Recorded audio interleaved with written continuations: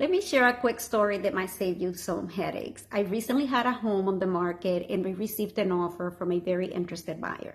Sounds great, right? But after doing my due diligence and contacting the lender, I discovered the buyer had not even been pre-approved, not even run through an automated underwriting system.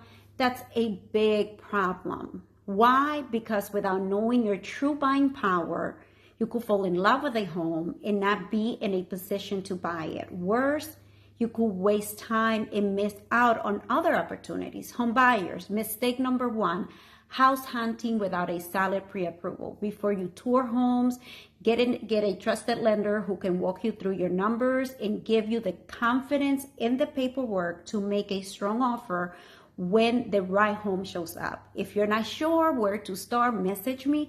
I'll connect you with a lender I trust and help you avoid these costly missteps. Let's make sure you're ready when the perfect home comes along. I am Esther Anderson, your real estate advisor in Frisco and the surrounding areas. Thank you for watching. See you in my next video.